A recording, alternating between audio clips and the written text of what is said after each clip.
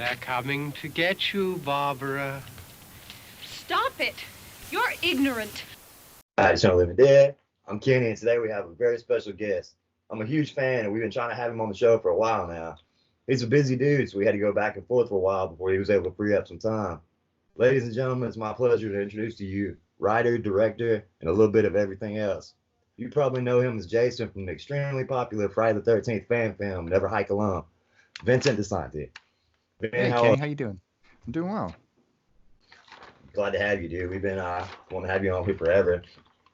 Yeah, I know. We've been going a lot of back and forth. Been trying to steal a moment while I was away in New Mexico, but yeah, I just got back to LA, and now I have a little bit of free time.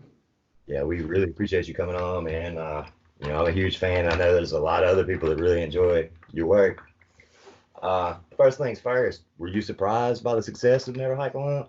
Oh, definitely. I mean, we were really proud of it ourselves.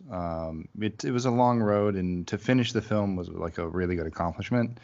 But when you go into it, you can only expect so much. I mean, a lot of the stuff that I had made and been a part of previously really just kind of went up and went away, or it played at one festival and that was it. And so it was kind of cool to see the film, take to the fans and kind of get a little set of legs and start running. And now, we've screened in over like 40 different locations across the country of fans who have come and either part of film festivals or fans who have put on their own shows, multiple countries. It's just a weird that's the only way I can explain it. It's just when you do something that you love, you can only really expect to just have that satisfaction that you're able to do the things that you want to do. And when those things start to reward you, it's kind of it's a surprise. It's unexpected, and it's just been a wild ride ever since. And I've been extremely grateful for it. Wow, yeah, I bet, man. Like it's crazy. Like it's probably got to be the biggest fan film in the history of ever. Like it's just shows.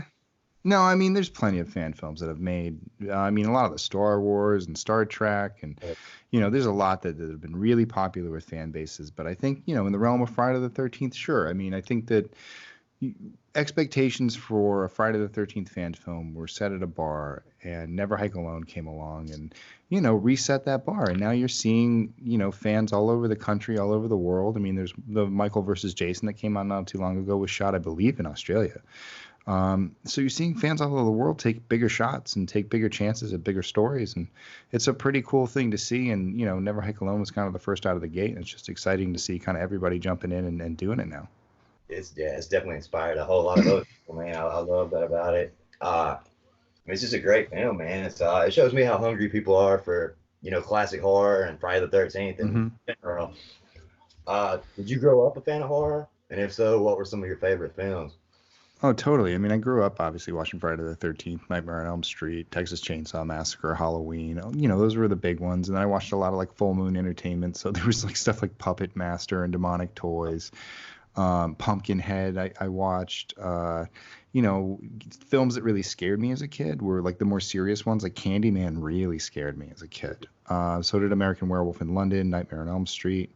Not Nightmare on Elm Street, Night of the Living Dead, and Dawn of the Living Dead. The whole Dead series I was a big fan of. Return of the Living Dead scared me a lot. I mean, as a horror comedy, the thought of that ending of the film as a kid when I watched it, like, really threw me off. Like, oh my God, they had to like nuke the town and they're still going to come back and you can't kill these zombies even with a shot to the head. The world's doomed.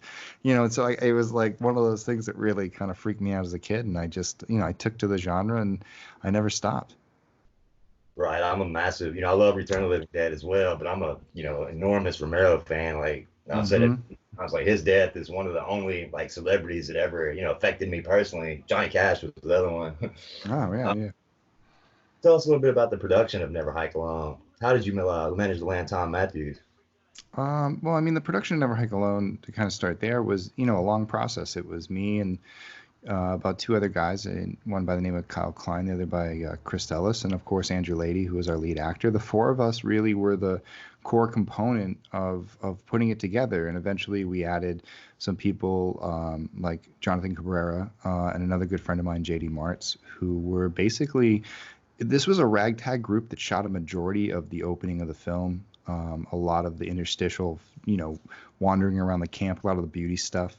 And then, there were a lot of other people that came on, like Jessica Bennett and Brian Forrest and Kelsey Burke and all these people with tremendous talent who absolutely like brought the film to like the level I wanted it to be. And so it was these crazy weekends of going out, shooting 2 days in a row, trying to get as much as we could, and then raising money and seeing if we do even bigger weekends and, lights and, grip trucks and all this other stuff that we had really never even done before on our own. We had worked for other companies, we had picked up vans for other companies and done stuff, but we never did it for ourselves. And so it was really fun to kind of have control of the wheel. It was like having control of the pirate ship. You controlled your own destiny. You get to go wherever you wanted to go. You wanted to tell your own story, and you had to stay within your budget, but nothing, sky was the limit because we finally had the things that we wish we had to make something look really good. And we brought that to a point where when our EP, Barry J, showed Tom Matthews the footage that we had shot up till then, it was the quality of it that lured him in. And, since then, obviously Tom came on. He played a big role as far as like surprising fans. That's what we pitched to him. We didn't want to try and take too much of his time or try to rework our story in some way that we couldn't afford just to squeeze him in. We thought it would be nice to kind of surprise the fans, like let them enjoy Never Hike Alone for what it was. It was the vision that we had, even, without Tom in it, but then to bring Tom in and have him be this unknown surprise for people who hadn't seen it before. And that really worked in our favor, obviously, but I think it was a good way to kind of, cheer up the fans, because think about it. We've been waiting for a film for a long time. They canceled 4 different versions prior to then. One that year that we came out, it was supposed to come out in 2017, and we're still dealing with the legal battles of now. So I think, Never Hike Alone, to push the boundaries of what an independent film can look like, and to, do the things that I think fans have always wanted to see, something a little bit different, something a little bit out of the box with our, our story and our style and our one character and our survival tale, and, and then a little cherry on top with Tom. And, it was kind of a perfect recipe for fans to kind of like dig them out of the gutter and let them know that like the fans are still here. We're all, celebrating Friday the 13th, and we want to see more. That was me exactly. I'd missed out on all the hype, about the film, Mm-hmm. and I just discovered it and watched it and was blown away. I was like, holy, as a big fan of Return of the Living Dead and the Friday the 13th series, I was just like, holy crap, man! It wasn't a big deal. It was just like all casually thrown in, and Yeah. really cool.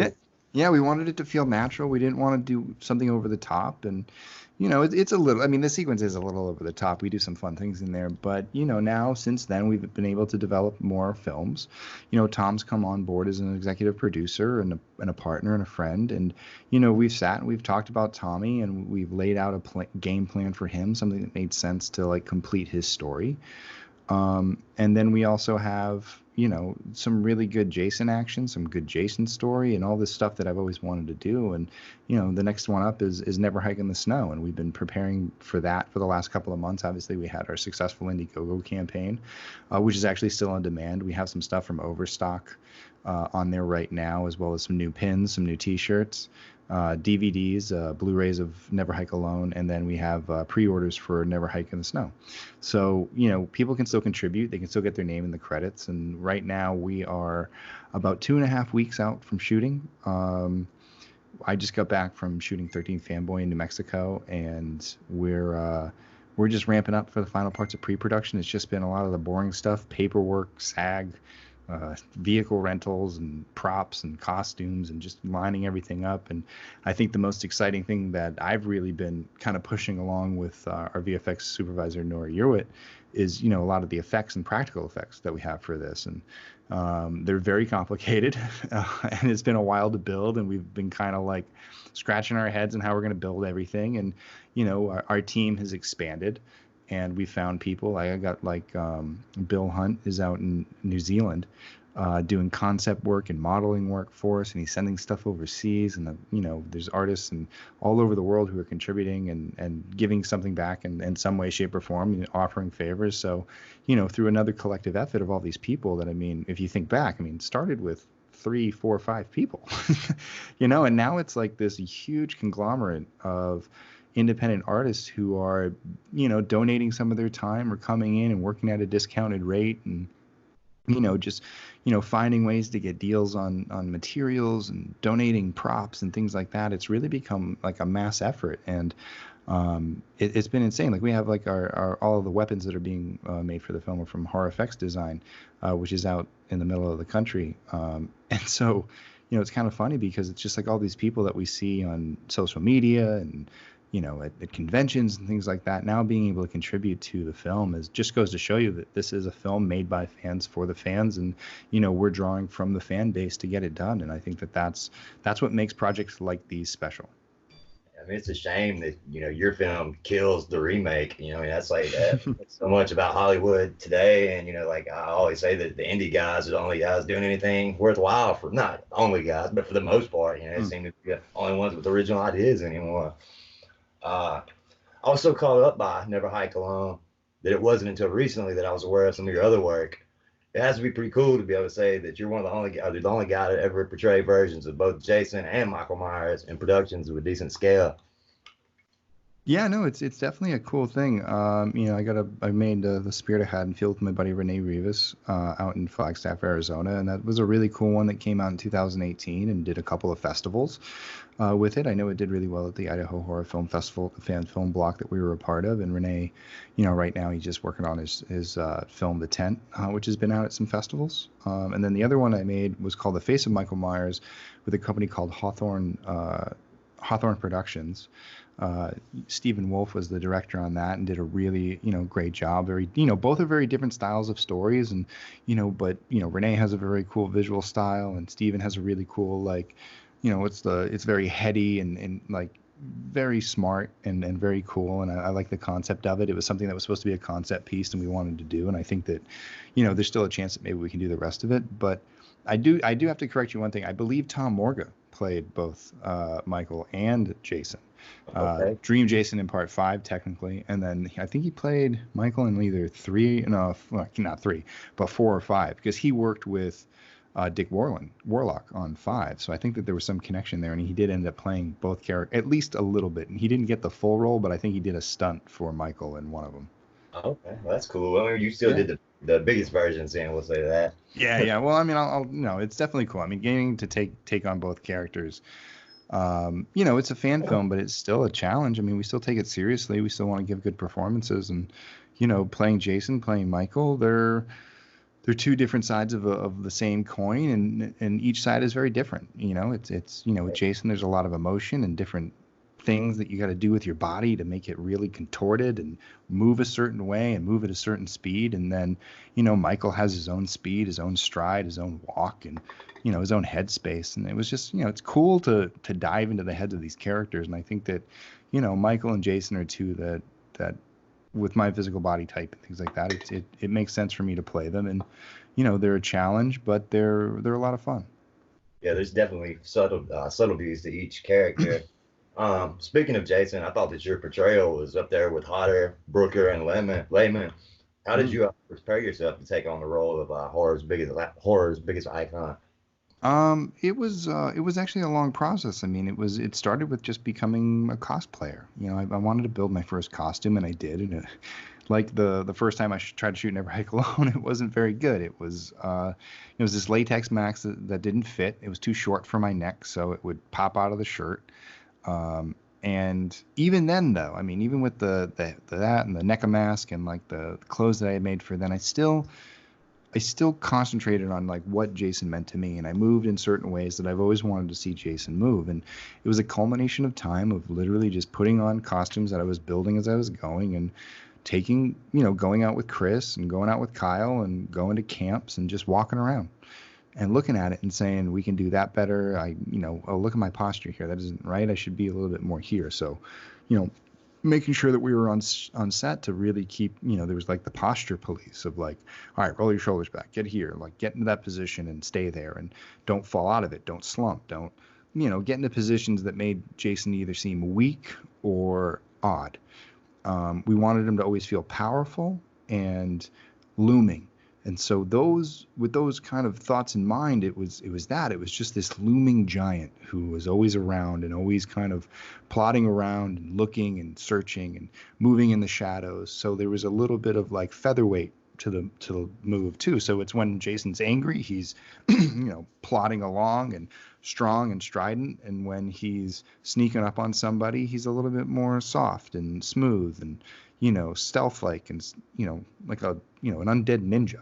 So it's a lot of fun to like figure out how someone of that size moves with such stealth, but then to see it is kind of a cool extension of the character. So I don't know, it was fun to play with all the things that, like, when you think about Jason coming after you, what is the scariest version you can think of in your head of like, what did you want to turn around and not see? That's the Jason we want to put on the film. That's awesome, man. Yeah, it was a great performance. My favorite thing about Never Hike Alone was the small touches. Like, Kyle was 100% felt like a real YouTuber. His discovery of Camp Crystal Lake was one of my favorite recent scenes in all of film. And the little crime scene markers at the sites of some of Jason's most iconic kills was a brilliant touch. This isn't really a question, so I guess you just freestyle some shit right here. No, I mean, I appreciate that. That's a part of the film that really was a driving force in extending the running length.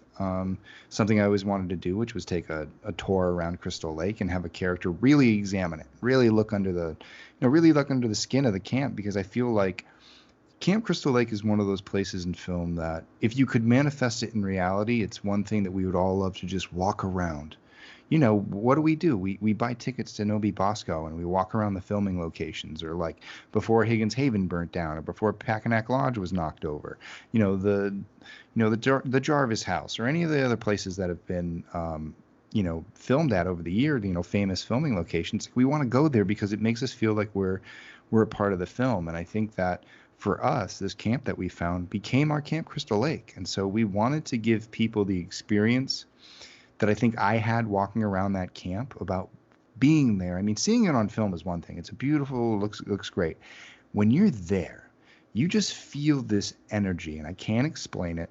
And it's just something about like it being completely lost, completely in the middle of the woods, untouched, but still standing the test of time. And I don't know, it was just such an experience to walk around and peek in the doors and do all the stuff that they say white people do way too much in horror movies, of like, you should not go into the building. We walked straight into it and walked around, and who knows, we probably walked into our own horror movie with that one. Yeah, that was but man, it was no, it's okay. But it's like it's really tough to articulate that. So in the film, even to describe it to somebody, but in the film, we wanted to at least show people as much of that camp as possible. And that was part of it. And I think if people could see what we were trying to do, they might feel a little bit of what we were feeling when we were actually standing there.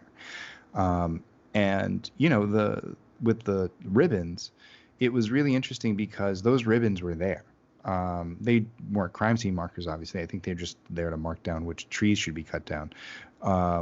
But literally one day we were walking out and it hit everyone. There was just one dangling on a tree. In fact, it's the one that we put for Steve Christie, the one that goes up and you see the rope hanging from the tree where he was strung up by Mrs. Voorhees somehow. 100 and buck 30 Miss Voorhees slinging Mr. Christie up in the tree. I don't know how she did it, but I guess she's got a shake weight or something.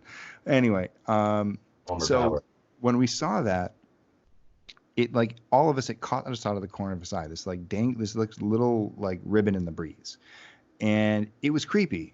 And then so I started to think about it, and then eventually I confirmed it with with a police advisor for film. I said, hey, all right, just let me talk to you about this. When a crime scene is all done, who cleans it up? And he's like, well, technically you have to hire somebody to clean it up. I was like, so if there was no one to hire anybody to clean it up, everything like the blood on the walls, the crime scene tape, all that stuff would just stay. He goes, yeah, for the most part. I mean, we collect some of it to throw it away, but we don't clean up anything. We don't clean blood. We don't clean markers. We don't clean up any of the stuff. Anything that we can reuse, we take, but nothing else. Everything else stays there. And so it was kind of like this, wow, what if Crystal Lake was so scary that no one ever wanted to go back? No one ever wanted to purchase it. And, it was so scary they never took anything. So they left it all there. So it is as it was in 1980 or 79 or wherever you believe it starts. And that lasted for 35 years. What would that look like? And so that was kind of like a good backdrop that I thought was like, it kind of brought it into this new age. It was for the Friday the 13th fan that like knows Friday the 13th, probably couldn't quote scripture from Friday the 13th as far as, knowing stuff from the thing, but knows it enough, knows who Jason is, knows what the backstory is, but couldn't tell you what the through line is because technically there is no through line. Jason is the only through line, and there is no real grounded logic other than he's unstoppable, and he's undead. So, we kind of created it for the casual fan, but the more nuanced fan would, I think see more.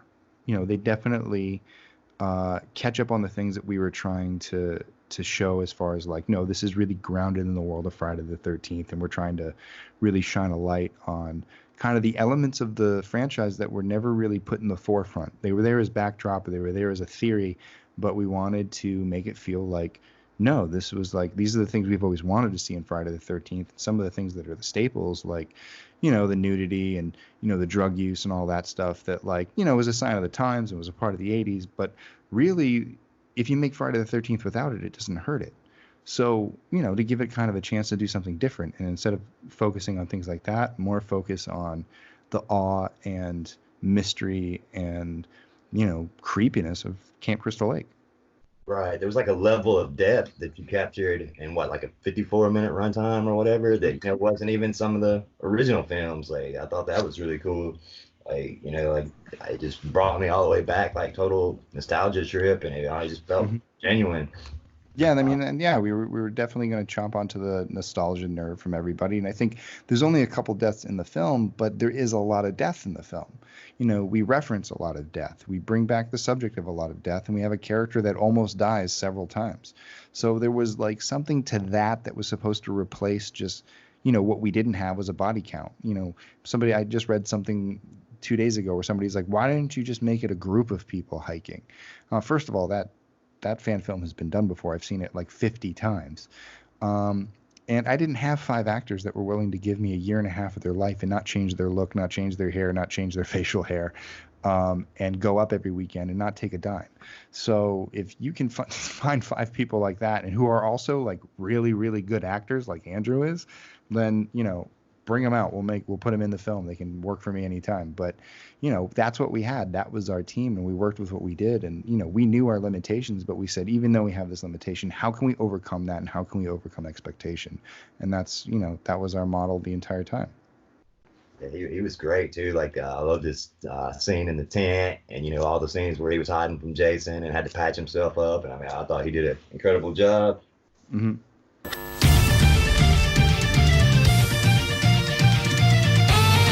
Welcome back, video. Welcome back, video. Welcome back, Uncle Living Dead. Welcome back, video creeps. What up, you guys? What up? Welcome to my channel, Video Creep. Make sure you hit subscribe.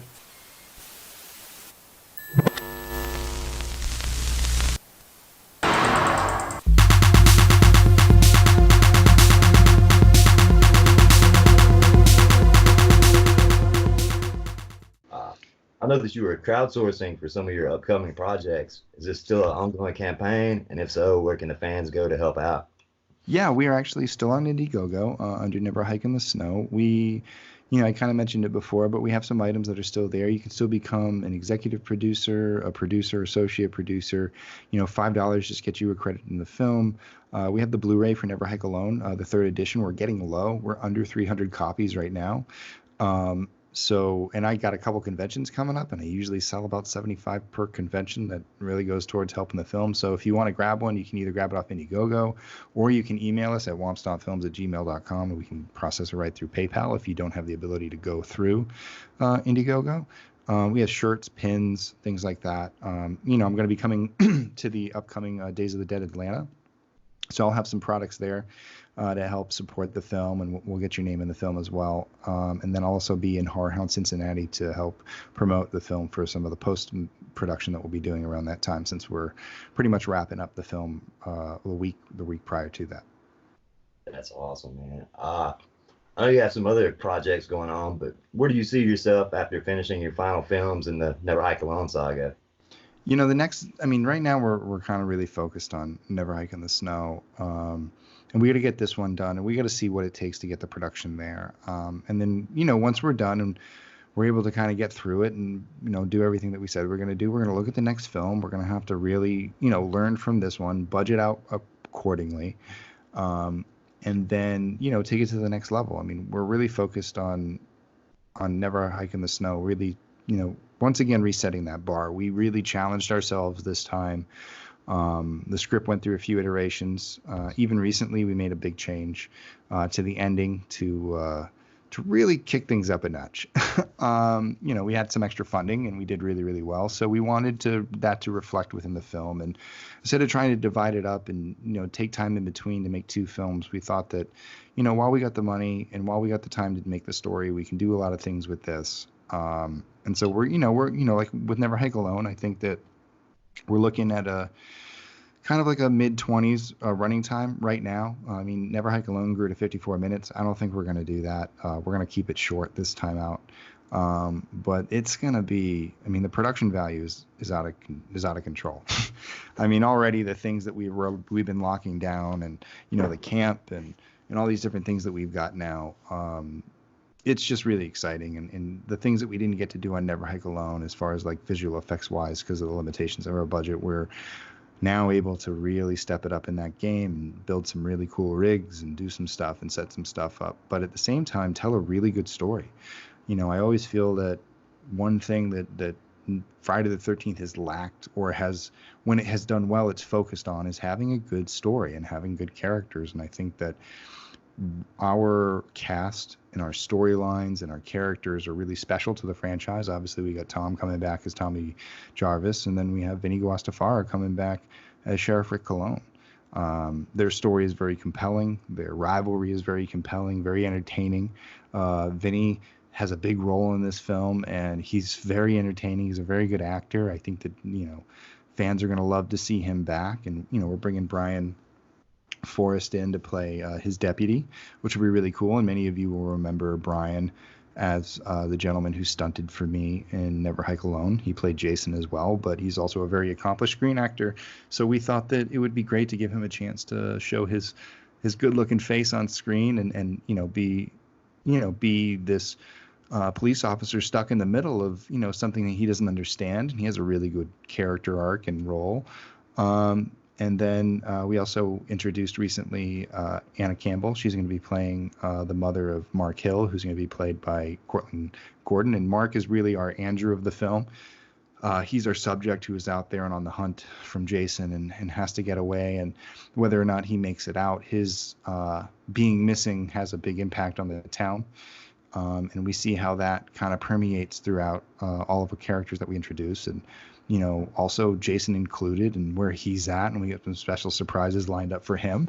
And I think that fans who liked everything about the first one are going to see us take, the production level up a notch, the storytelling up a notch. And at the end of it, I think people are going to be hopefully affected by it. It's a very emotional story, and it has a lot of surprises, and we can't wait to see how fans react to it.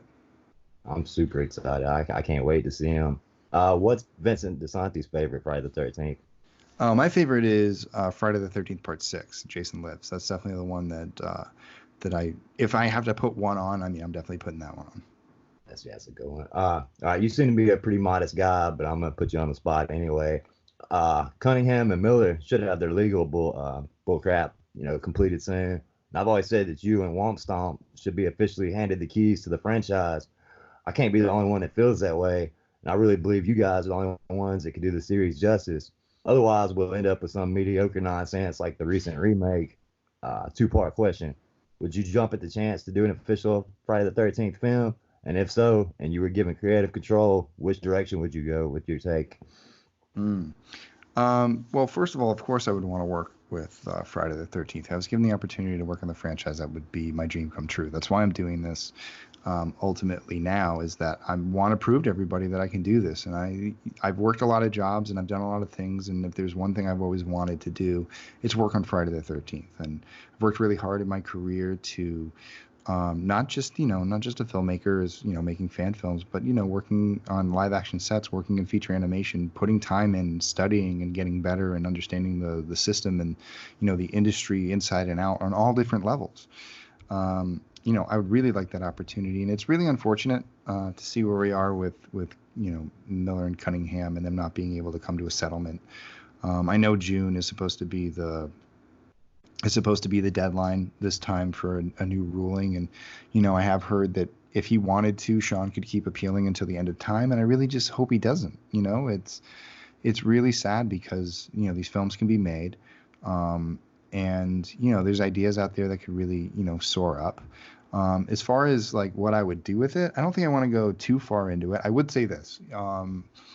Osgood Perkins, the director of Gretel and Hansel, and also one of my favorites, The Blackcoat's Daughter, a very talented filmmaker, very visual style, would be great for Friday the 13th for something different. If they hired him, I would be ecstatic, and would love to work with him. I would love to be partnered with somebody too. I think somebody who's a seasoned director, someone who can trust, is someone the studios believe in. I totally understand that. If I just got to be in the room and be like, all right, here are your options. Here's what you can do. Here's some really interesting storylines that we can follow. I think I could really serve a good layup for them to really run with ideas that fans would really get behind and go. And it doesn't necessarily have to be Never Hike Alone. I've pitched that, Friday the 13th can go in multiple directions. I think that it should be an original film, starting at the beginning, not necessarily following Pamela, but doing a little more justice to the story as far as like what their origin is, and then what, a good story that wraps around and takes characters from the first film and puts them in a world where the franchise that we know and love might make a little bit more sense. It wouldn't ruin anything. I think it would only add to the characters. But I think it would give character stakes. It would bring back familiar faces. And then it would set up a three film arc that really create different types of films with each one. And I think that that's something. I mean, I can give that away as far as like, I don't think you should make 3 films that are the exact same copy of each other. I think that this formula is based on Never Hike Alone, is that you can take the formulas of other films, insert Friday the 13th, and then tell a new and interesting story that way, but keep the core elements there. I would love to see something that's built to do 3 films at least. If more can be generated off of it, be my guest. I think there's a way to do it. But at the same time, there is something to be said for the streaming services, something that like Chucky's doing, which is they have a live action film that is in the theaters and is going to have a sequel, something brand new and original that really has nothing to do with the original films. And then they have the streaming series that's going to be coming out that's based on the original series. And I think that if we had the opportunity to take Friday the 13th and turn it into an anthology series in which you could explore one episode about Pamela, or you can do episodes about Jason that necessarily you wouldn't see done for a new Friday the 13th, like say if you made Jason X2. If you did that as an episode and you did an extension of just that film, I think people would be really excited to watch that as a streaming service, especially if they're getting 5 more episodes that season. If you wanted to do Roy Returns, Roy from the Undead, or, you wanted to do Jason in Hell, or you know what I mean? Or if you wanted to continue on the Jason versus Freddy versus Ash, but say you did it as an animated feature. There's things that a streaming service would allow that would get some ideas out and really kind of flood the market with, Friday the 13th awesomeness. And then you also have a film in the theater that's brand new, and it's like it gives that film the ability to go and be its own thing because the original stuff still exists and is still being drawn from. I've always wanted to see like Jason escapes New York. So Jason wakes up in the sewer. How does he get home? Great question to ask.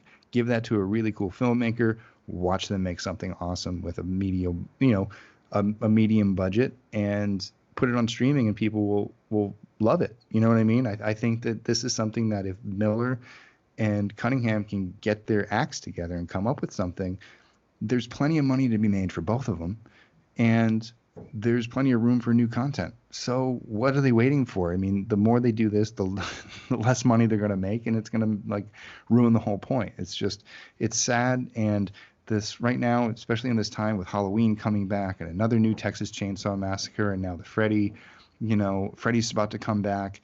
it's time. We got to get Friday the 13th out there. We're going to miss this window, and a lot of fans are going to be unhappy. And, us fan filmmakers are out here busting our asses, doing what we can, creating stuff. You got Deborah Voorhees creating 13th Fanboy, which is an offshoot piece off Friday the 13th, which is going to be really cool. You got Adam Marcus making his Jason Goes to Hell documentary. We're making Never Hike in the Snow. We got friends, making films like, Jason Rising, which is going to be really exciting, or The Fall of Camp Blood, or, Voorhees, or, any of these other films that have come out like Vengeance. And, what was some of the other ones that have come out that have been really good? My buddy Josh made one around the same time in 2017. And, if you keep going through, they're all out there. It's just, what was another? He Comes at Night was another one that just came out and was really good. So we're doing it, but the fans want production, professional production level Friday the 13th. We're all doing a fine job for what we got, and we all have our limitations and we all have our talents, but the fans want something that's really at that level that we know it needs to be. And we're all trying to get there. But, if a studio steps in, we can take a lot of these ideas and do something really, really cool. So I hope that, we can make a new film with somebody who's, well-rounded as a director and really cares about the franchise. I think that's the biggest thing that fans want. They want a director that's in there that's hungry to do a Friday the 13th, which Osgood seems like he wants to be.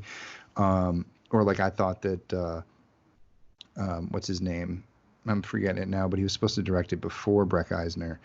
And he did the film about the guys going to the thing. What's his name? I forget it. Anyway, the director who kind of wrote the one with Nick Antosca, I can't remember. Do you remember? Do you know who I'm talking about? I don't. I wish. Oh, David Bruckner. David Bruckner was another one that I was really excited. I thought that like the franchise would have been really good in his hands. He's a really good young director. He makes really great films. So a guy like that, I would love it if it was, the guy behind Jeremy Saulnier who did Blue Ruin and Green Room. Would love to see him tackle it. Anyone like that, Greg McLean from the Wolf Creek franchise would be another really, really cool one. If Lee Winnell ever got his hands on a Friday the 13th, would love it. Those are the types of directors I think fans should be rooting for, because they're directors who are rooted in telling good stories, serious stories, knows how to have fun, but really knows how to wow an audience. I mean, I'd love to see the guy who just did Underwater take a shot at it. I don't know if you saw that, but that had some really good sequences in it. It might be cool. So, directors like that, good visual style, know how to scare people, know how to make genuine scares, and then know the character of Jason and want to, tell a good story, not reinvent the wheel and upset everybody because they have this wild ass version of Jason, but something that when fans watch it, it feels familiar, but at the same time, it feels like it's not the broken wheel that it's been for the last 40 years, but it's like somebody went in and greased it, and all of a sudden, all the things that make Friday the 13th great are on display, and everyone can rally around it and enjoy it. I just want to know how the hell he got his haircut between parts 2 and 3. Well, I mean, you will do a whole film about that. Jason gets a haircut. There you go. Just goes into town and gets a shave. Yeah, that's funny. Who would you say are your major influences? In what just in film in general? Filmmaker, I mean, I don't know. I mean, you talk about the John Carpenters and Wes Cravens of the world, made a lot of the films that I loved growing up. And I've always just been a fan of cinema.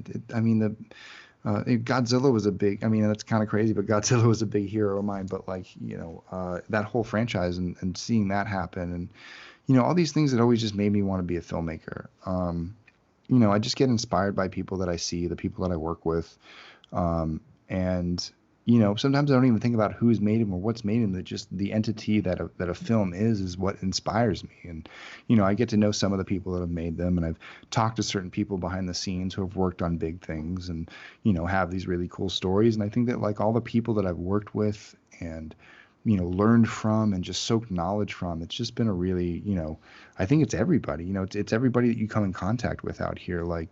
I know that Scott Mosier was a big influence on me. Ash Brannon, who's the director of Toy Story 2 and Surf's Up. People who I've get to mentor under, who know exactly what they're doing, are very smart, have worked on some big films, and they're just to watch somebody who is just that much more seasoned and studied up in everything, and just working on around the clock and, has the drive and has the brain for it. You just, you idolize people like that.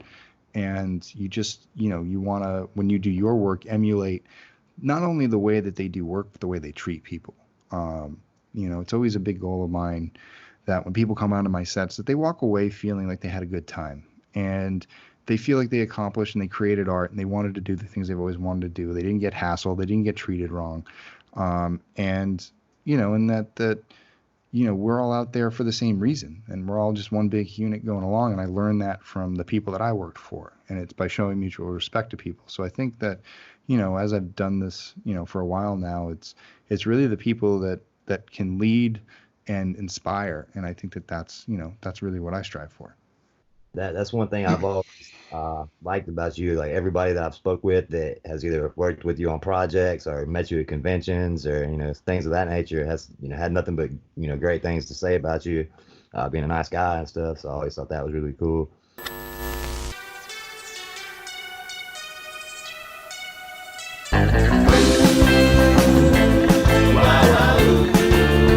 Make sure you hit subscribe. Whatever, I really don't care.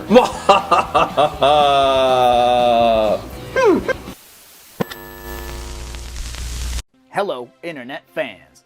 Do you want to learn about horror movies that you never knew existed? Do you miss the video store but not the late fees? Then join us at 3B Video, where we talk about stuff like this, and this, and this.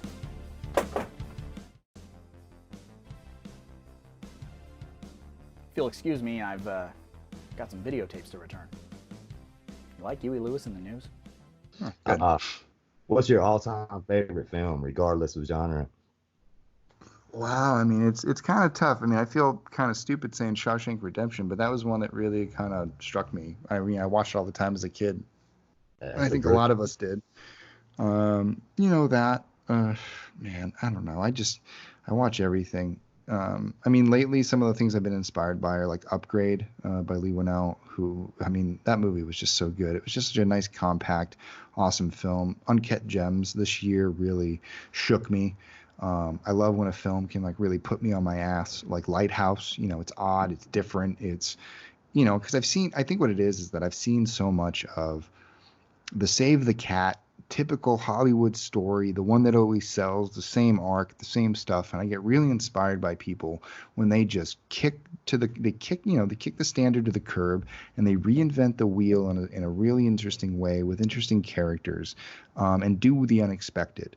And so I think that like when a film does that, it really makes you walk away thinking about it. You don't like regurgitate, you don't like chew it and regurgitate it. And it's the same film you saw 3 years ago because it's the same formula. It's something that really stands out and really, you don't know how you feel about it. Not to say that like Never Hike Alone doesn't follow a certain formula or rehash certain things, but we want it to do things in the unexpected. We're going to rehash things that we did in the first Never Hike Alone, but we're not doing it the same way. It's the same style, but it's a different motivation, or it's a different use of the camera, or it's a different showcase of a different element. And we still take the same care to do it. And I think that, again, it's not what you expect from a Friday the 13th film. This isn't where you go for like actual drama and, serious acting. But, we got a table read tomorrow and we're going to sit down and go over it. And, our focus on this film is to tell a really emotional and heart-driven story through the middle of this, to realize like what it's like to lose a loved one. And I think that that's something that we can obviously all relate to lately. The pain that someone feels when someone that they love is gone and never coming back, and they don't really have any answers and there's no explanation. It's just one day you're here and one day you're not, and how precious those moments are. And I think that when people get to understand what we're trying to do with this film, I think they're going to start to really see how we're grounding this franchise in a world that it's not just a slasher film anymore. It's a story about characters that has something to say. And I think that Friday the 13th has always spoke to us as fans in an odd way. People watch them. Even the people who've made them don't understand, the impact that they've had on us as kids.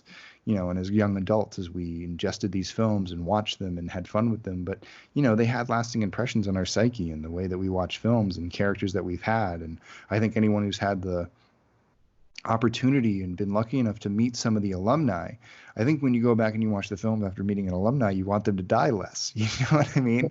And so you start to realize how much you care about characters. And I think if Friday the 13th moving forward took a minute to say, let's care about the people on the screen. Let's really take the time to put them in a film where they're not just cannon fodder, which I believe 2009 did.